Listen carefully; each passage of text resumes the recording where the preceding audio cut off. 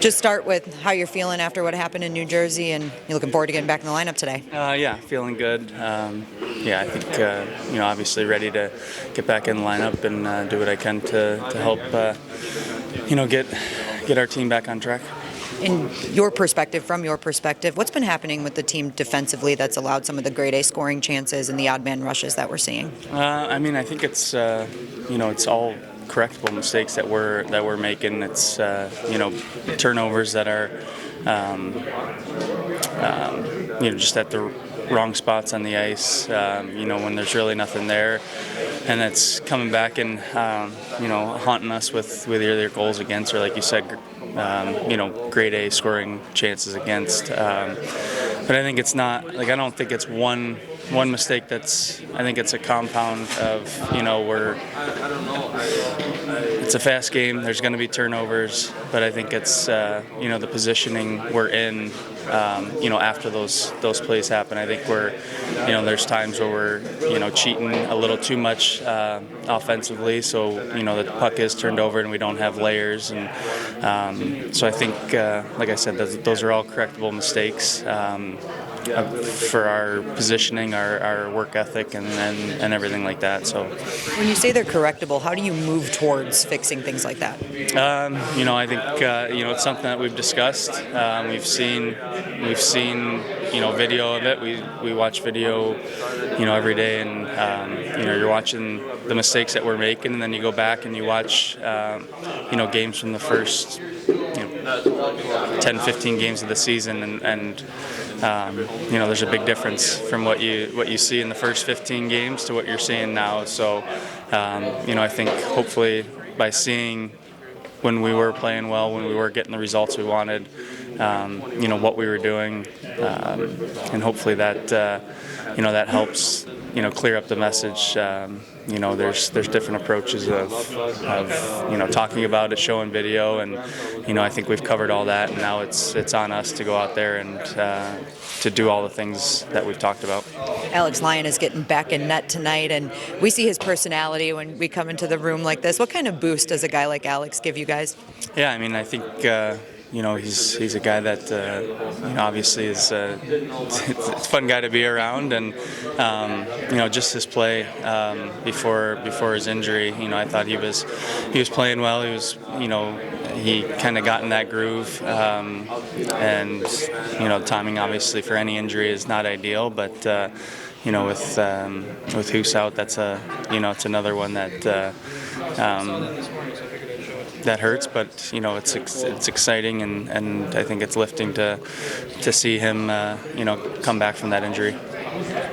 Just some of the scariest injuries and when guys get hurt the most when they collide with teammates because they're not expecting it. Just from that standpoint, how scary was your collision with Fish? It was it's something you didn't see coming. So obviously I was playing the rush and didn't see Fish behind their guy, and he was looking over his shoulder, checking, doing his job, checking to see what was coming next, and just kind of unexpected, ran into each other. So, Did you see him at the last second or anything like that? The guy kind of sidestepped. I tried to play him, and you do see him, but it was too late to do anything about it. Just looking to Sunday, too. You're a Michigan guy, and the Red Wings always play on New Year's Eve. Had that tradition. How excited are you to be a part of it this year? It's an exciting time. Obviously, we have a job to do tonight, and then look forward to that game on Sunday. But we don't want to look too far ahead. We obviously have a good opponent coming in here tonight, and that's our focus right now.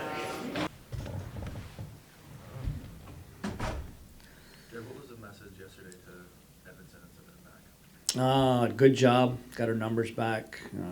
Keep growing, doing the things you can control.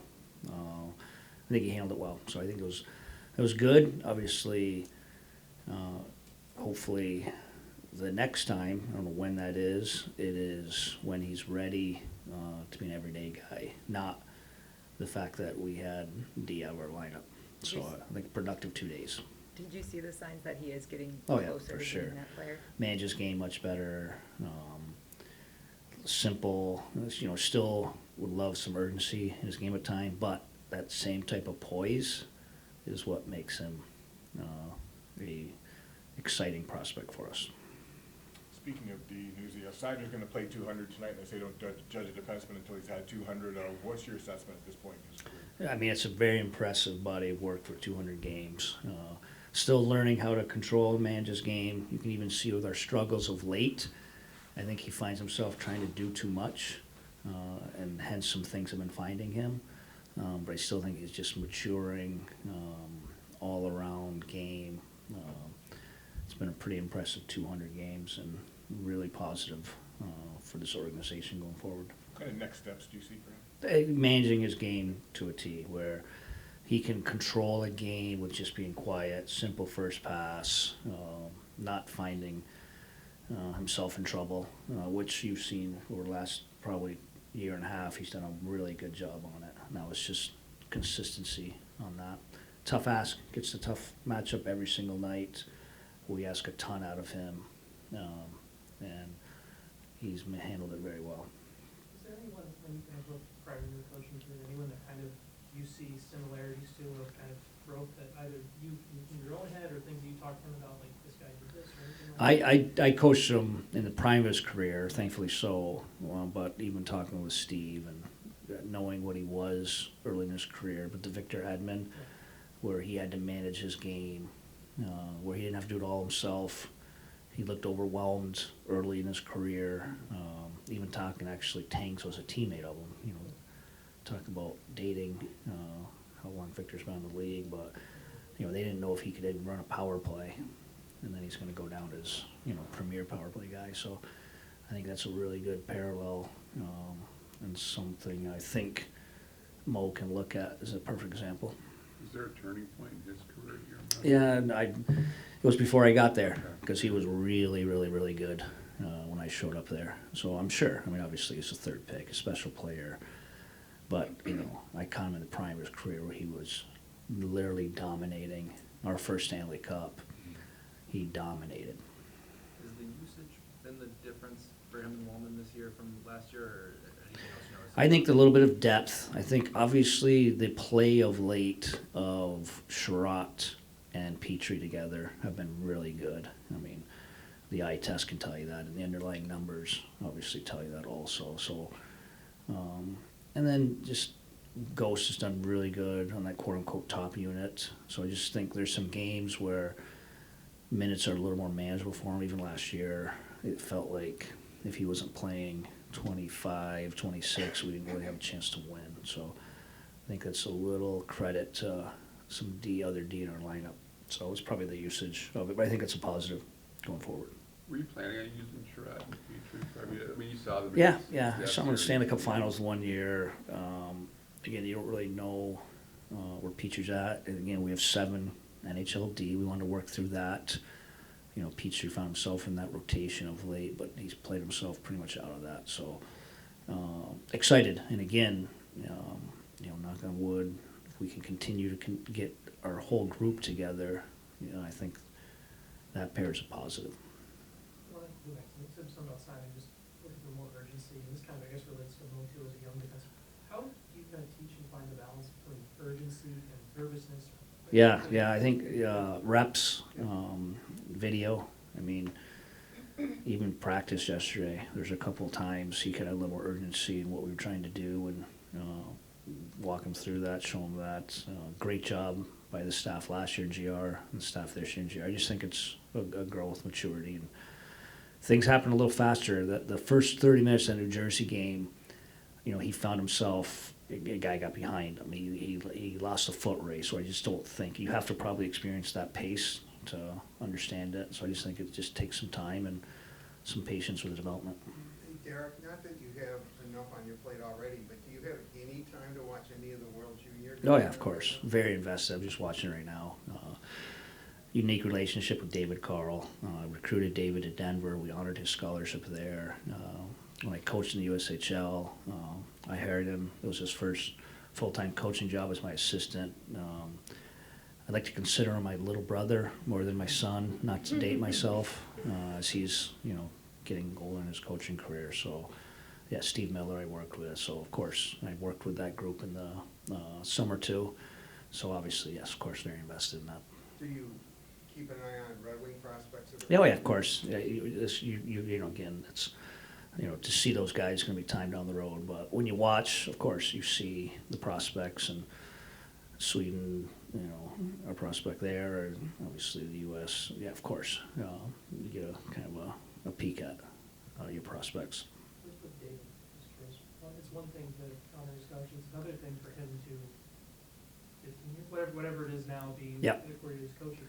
What about him when he came in, do you see about him kind of took him on his coaching path? Cerebral. He has a poise about himself, a patience about it. I mean, he already had a calmness about him. Again, he came in as an 18-year-old student coach. Who knows what it's going to look like. His peers are the guys he's living with in the dorms, his buddies. And it went very early from growing him, developing him, to leaning on him. And, I'm not surprised he's had the career he's had up to this day, and it's just getting started. Is there something with him when he come in, you kind of think about it, I'm sure it's kind of part of it's like, well, we'll do the right thing and honor the scholarship, and maybe he's extra pair of hands, but to become what he has, that's a huge credit on him, and work ethic. Again, I hired him right out of college in the USHL. I wasn't doing him the favor. I was doing the Green Bay Gamblers a favor with that. And even I give credit to Jim Montgomery, hiring him back as assistant in Denver, very young. I know he called me 3 or 4 different times. Are you sure? I mean, he's literally 22, 23 years old. And then even the administration there, when Monty went on to the National Hockey League to entrust him as the head coach, there's a way about him that's very impressive. With Nashville and these games coming every other day and hardly any practice and everything compacted, is it difficult to prepare for them? Can you really scout them? Yeah, no, I think we're obviously, the way you operate, you're always going to scout and be prepared. Obviously, we do a good job with our scouting. I don't think that's the league itself, but we have that practice. I was excited about yesterday. That was a training camp-esque type practice, much needed. We'll have a similar type of practice tomorrow. So luckily with the schedule, as tough as the last 6 weeks were, we have some time to practice here. And we just, of course, it's always going to be about our opponent, but it's about us getting our game in order a little bit more, a little more complete. So I'm hoping we can translate some of our practice a little bit more into our team game. What stands out about Nashville? That top line is world class right now. I like the way they're built. Some of these teams you saw in Philadelphia, their depth is true depth, where they have a true third line, true fourth line. You see it, Lowry, and they know exactly who they are, what they are, and they play as such. So it makes for some tough matchups. Obviously, one of the best goalies in the league, and a top unit. I was fortunate enough to experience Ryan McDonough with my 2 Stanley Cups there, our 2 Stanley Cups, and he's special. So that's a really good team. I'm not surprised the run they've been on of late. They're pretty deep in every position, and so it's going to be a good test. Again, it's more about us and trying to get our team game in order. How fortunate do you feel to be having Alex Lyon back so quickly? Yeah, really happy to get Alex back.